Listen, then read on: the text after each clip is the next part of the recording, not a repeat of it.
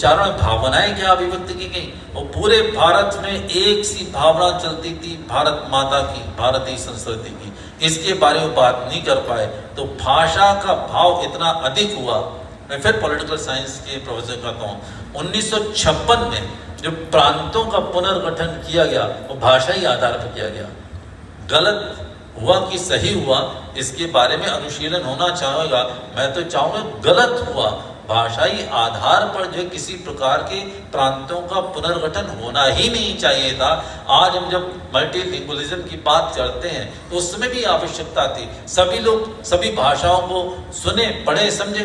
किस प्रकार से बंगाल के लोग आकर के छत्तीसगढ़ में बसे हैं, उत्तर प्रदेश के लोग आकर छत्तीसगढ़ में बसे हैं, मराठी लोग छत्तीसगढ़ बसे में, कौन सी भाषा थी।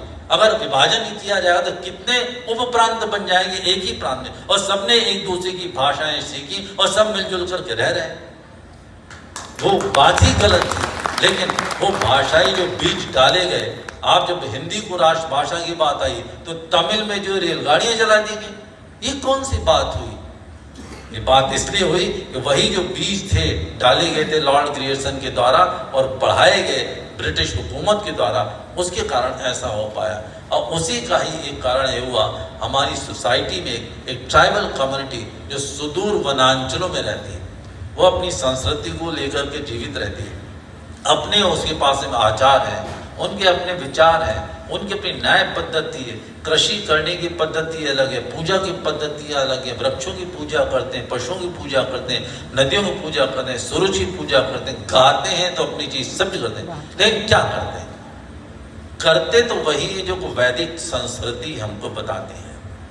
मैं वैदिक संस्कृति इसलिए बहुत स्पष्ट तौर पर नाम ले रहा हूँ। और वेदों की हम बात करें, वेद में है क्या? आपके पास 4 वेद प्रमुख रूप से हैं। एक ऋग्वेद है, फिर यजुर्वेद है, फिर सामवेद है, फिर अथर्ववेद है। ऋग्वेद को आप उठा के देखें, ऋग्वेद में सिर्फ स्तुतियां ही स्तुतियां हैं। देवताओं की स्तुतियां हैं, प्रकृति की स्तुतियां हैं, वृक्षों की स्तुतियां हैं, नदियों की स्तुतियां हैं, पशुओं की स्तुतियां, सारी पूजा पद्धतियां बताई गई। तो उनकी पूजा पद्धति और हमारे ऋषि को, जो वेदता थे, जो ऋषि थे, उनको पता था यदि हम खाली पुस्तक तक ही समय इस ज्ञान को सीमित रख देंगे तो और पुस्तकालय तक ही रहेंगे तो कोई बख्तियार अली आकर के नालंदा विश्वविद्यालय का पुस्तकालय जला देगा, 6 में जलता रहेगा और ज्ञान खत्म हो जाएगा। उनको ये भी पता था यदि खाली इनको पूजा पद्धति का विषय बनाया, मंदिरों मठों तक ही बनाया गया तो कोई औरंगजेब जैसा व्यक्ति आ जाएगा, मंदिरों मूर्तियों को तोड़ डालेगा और कई ज्ञान पद्धति खत्म हुई। तो उन्होंने लिखा भी अकादमी दृष्टि से, लेकिन साथ ही साथ पीढ़ी दर पीढ़ी ज्ञान को, पद्धतियों को विकसित करने के लिए, संवर्धित करने के लिए लोगों को प्रेरित भी किया। तो जिनको प्रेरणा दी, जिन्होंने ऋग्वेदीय प्राकृतिक पूजा में पूरा जीवन समर्पित कर दिया, वो आपका तथाकथित आधुनिक समाज से दूर हट गया। लेकिन वो जिसको आप जनजाति समाज कहते हैं, वो अभी भी उसको वैसे ही विद्यमान करता है, उसी तरह से करता चला रहा है। कल्पना कीजिए कितने नहीं इनके